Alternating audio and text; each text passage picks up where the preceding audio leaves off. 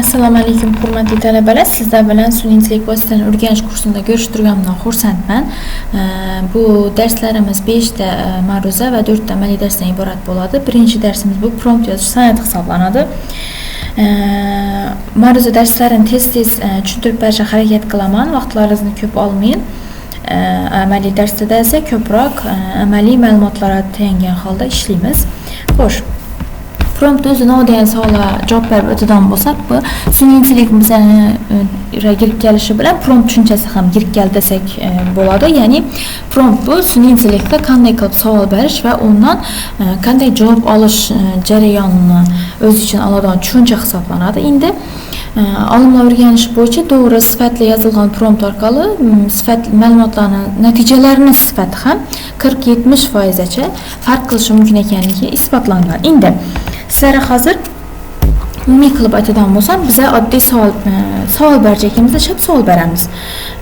Shunchaki savolni olamizdan tashlaymiz, shunga javob ber degan ma'noda. Lekin agar biz savolni sifatini e'tibor bersak, javobimiz ham sifatli shunday bo'ladi, yaxshi bo'ladi va biz to'g'ri javob olib bilamiz. Endi eng birinchi qiladigan ishimiz sifatni oshirish uchun sun'iy intellektga rol berishimiz kerak. Unga ekspert rolini berish kerak hamma vaqtda. U masalan biolog professorisan yoki matematika, fizika fanlari doktorisan yoki ya'ni katta darajadagi ekspert darajasindagi rolni bersak, u bizlarga shu darajada javoblarni, natijalarini mukammal tarzda yozib chiqarishga yordam beradi ekan va kontekst berishimiz kerak, tushunarli qilib yozish kerak. Kontekstimizni, ya'ni biz nima olacakimizni, nima kutayotganimizni to'g'ri o'zlarimiz tushunib olib boshda shuni savol sifatida yozishimiz kerak bo'ladi ekan va vazifada aynan u qilishi kerak bo'lgan vazifani to'g'ri belgilashimiz kerak ekan. Shu orqali aniq so'rov berish orqali biz o'zlarimizga kerakli bo'lgan ma'lumotni chiqarib bilamiz. Endi rol berish deganda, masalan, yuridiskiy savollarni javob olacak bo'lsak, sen yuristsan yoki masalan sen klinik immunologsan yoki sen fizika fanlari aytganimdek fizika, matematika fanlari doktorisan.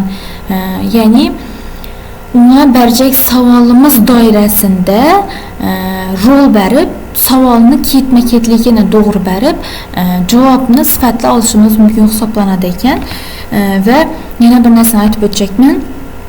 Odatda biz savol berganimizda bir urinishda o'xshamasligi mumkin. Biz chiqib ketamiz, keyin bo'ldi kerakmaydi. Lekin uni qilmasdan birinchi urinishda o'xshamadimi? Demak, ikkinchi urinishda mukammalroq savollarni tuzib berib, javob olishga harakat qilish kerak ekan. Ya'ni bir urinishda o'xshamasligi bu tabiiy holat. Bir nechta urinishlardan keyin u sizga kerak bo'lgan ma'lumotlarni topa olishi yoki kerakli ma'lumotlarni chiqarib berishi isbotlangan, ya'ni tajriba qilingan hisoblanadi ekan bu. Keyin biz endi kengaytirilgan texnikalarni o'rganib chiqsak, birinchi hozir aytib o'tdim, unga rol berish kerak dedim. Masalan, birinchisi iqtisodiy inqiroz sabablarini tahlil qil deb, bunday misol sifatida berib ko'pman, ya'ni xato. Biz ham nuqta beramiz, tushunyapti. Iqtisodiy inqiroz sabablarini tahlil qilish, shunchaki savolni yozamiz. Lekin odatda unga mana bu yerda ko'rganlaringiz, sen makroiqtisodiyot professorisan deb unga o'zini pozitsiyasini ko'rsatgan holda savol bersak, bizga ko'proq akademik javoblarni olishimiz mumkin hisoblanadi ekan. Bu rol prompting deb aytiladi. Chain of thoughts deb keyingi texnikamiz bor. Bu masalan bu kasallik qaysi organizmga ta'sir qiladi? Ya'ni biz savol bersak shunda to'g'ri savol beramiz, lekin odatda unga ketma-ketlik berib, birinchi, ikkinchi bu qaysi masalan ertositlarga kirish, ko'payish sikli, klinik manifestatsiya, immunitet bostirish, ya'ni bu yerda sal qiyinroq, bu biologlar ko'proq tushunsa kerak bu narsani. Ya'ni ketma-ketlikda savollarni to'g'ri bersak, bosqichlar orqali tartibli ilmiy javoblarni olishimiz ham mumkin bo'ladi ekan.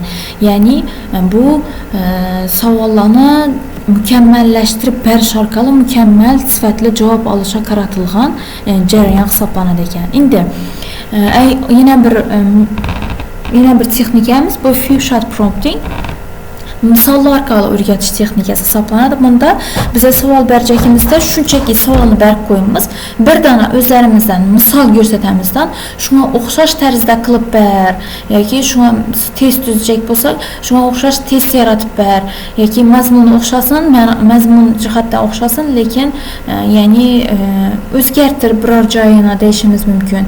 Yəni bir misalını taşıp şuna oxşatıp çıkarıp alış gerek bolsa, bu prompting jarayonimiz few shot prompting deb aytiladi. Endi tilshunosliklara, filologlara bir misal sifatında aldım yine.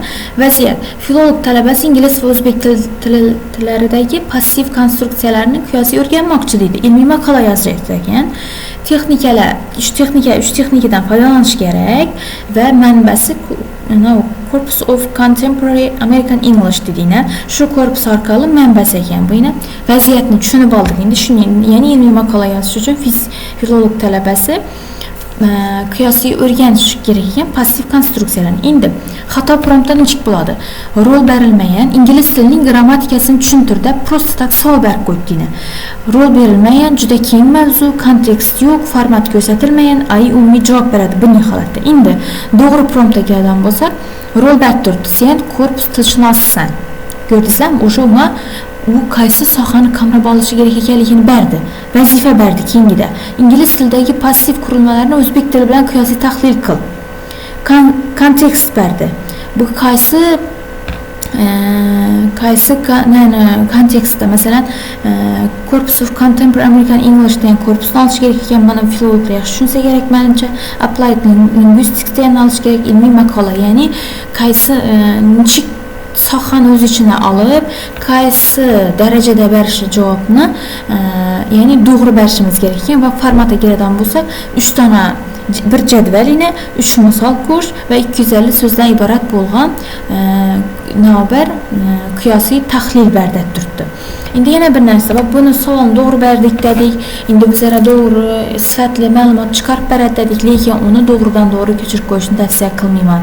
To'g'ri savol berib, kerakli sifatli ma'lumotlarni olishimiz bu to'g'ri narsa, lekin uni to'g'ridan to'g'ri ko'chirish xato hisoblanadi.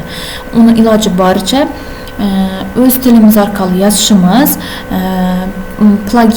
plagiat tushunchasini ham tushuntirib beraman.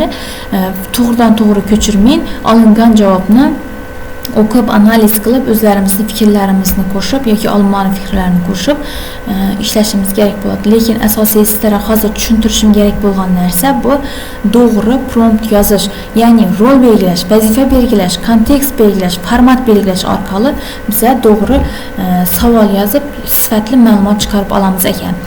Endi sizlarga shu nima deydi? Promptni nosini beraman, şu qismini beraman. O'zlaringiz soha belgilaysizlar, vazifa belgilaysizlar, kontekst belgilaysizlar, bosqichlarni belgilab berasizlar, formatini belgilaysizlar. Shu orqali masalan 3 xil ilmiy tahlil bo'lishi mumkin, kod yozishda yoki matn yozishda. Shuni ichini doldurib o'zlaringiz savol yozib ko'rasizlar. Ya'ni farqini ko'rish uchun kerak bu narsa. Shuning uchun qo'shib qo'ydim buni. Keyin uyga vazifa sifatida shu ko'rib chiqsangizlar bo'ladi, javob yozsangizlar tekshirib beraman va bugun shundan sizlar o'rgandingizlar. Asosiy prompt nima ekanligini o'rgandik va savol berganda nechik savol berishni tushundik.